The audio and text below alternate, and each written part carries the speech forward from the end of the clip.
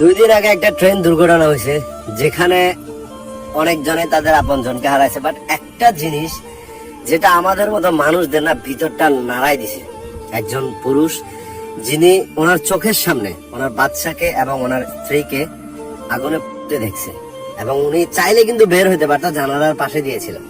ওনাকে যখন প্রত্যেকজন মানুষ হাত ধরে টানাটানি করতেছে যে আপনি বেরিয়ে আসেন, কিন্তু ওই মানুষটা বেরিয়ে আসে নাই। এইটা চিন্তা করে যে আমার চোখের সামনে তো আমার সবচাইতে ভালোবাসার মানুষগুলা চলে গেল, আমি কার জন্য দুনিয়াতে থাকবো? এই জন্য আমি একটা কথা বলি যে পুরুষের ভালোবাসা বুঝতে হলে না একটা নারীকে 7 বার জন্ম নিতে হবে। পুরুষ কখনো অন্য কিছু চায় না, তারা শুধু না ভালোবাসার ক্ষুধার্ত থাকে। যদি সেই ভালোবাসাটা মায়ের থেকে পায় না, মার জন্য তারা সবকিছু করবে। যদি সেই ভালোবাসাটা তার বোনের থেকে পায়, বোনের জন্য সবকিছু করবে।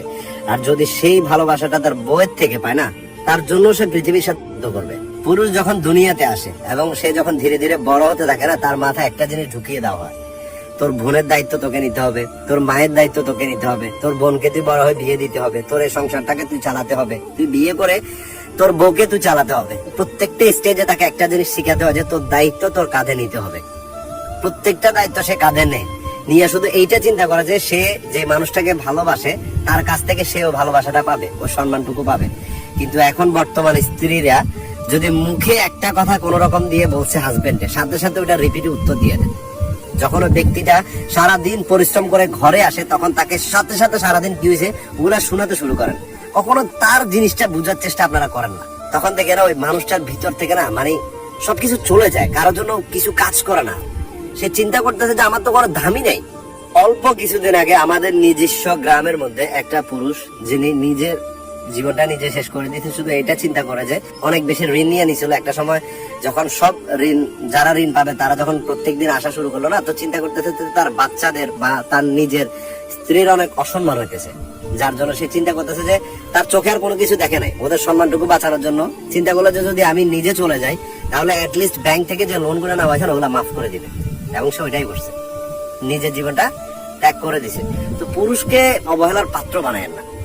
তারা যেটা বলে তাদের একটা কথা শুনুন, আমি গ্যারান্টি দিচ্ছি তাদের একটা কথা আপনি শুনবেন, তারা আপনার 10টা কথা শুনবে চোখ বন্ধ করে।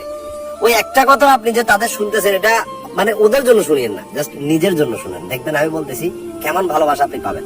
তারা নিজের পুরো জীবনটাকে বিলিয়ে দেয় শুধু পরিবারের জন্য, সন্তানদের জন্য, স্ত্রীর জন্য। তারা নিজের জন্য কখনো চিন্তা করে না। আর এই জিনিসটা যেদিন আপনারা বুঝবেন, আমি বলতেছি কখনো পুরুষকে না অবহেলিত করবেন, আর যাই করেন, বুঝতেছেন?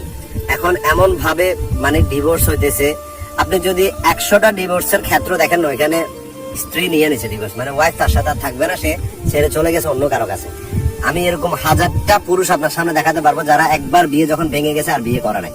কিন্তু আপনি মেয়ে দেখাতে পারবেন না এরকম, কারণ তারা বিয়ে করেই নেয়, বুঝতেছেন? তো পুরুষ অনেক মহান জিনিস, বলতেছি আমি। তাদেরকে জাস্ট একটু বোঝার চেষ্টা করুন, তাদেরকে একটু সম্মান করুন, একটু ভালোবাসা দেখান, আপনার জন্য জীবন দিয়ে দিবে, আমি বলতেছি, বুঝতেছেন? তো পুরুষদেরকে না অবহেলার পাত্র বানায় না, রিকোয়েস্ট করতেছি। প্রত্যেকটা ওয়াইফকে বলতেছি, প্রত্যেকটা মেয়েকে বলতেছি একটা কথা, তাদেরকে শুধু একটু বোঝার চেষ্টা করুন, দেখবেন আপনার জন্য সবকিছু করে ফেলবে।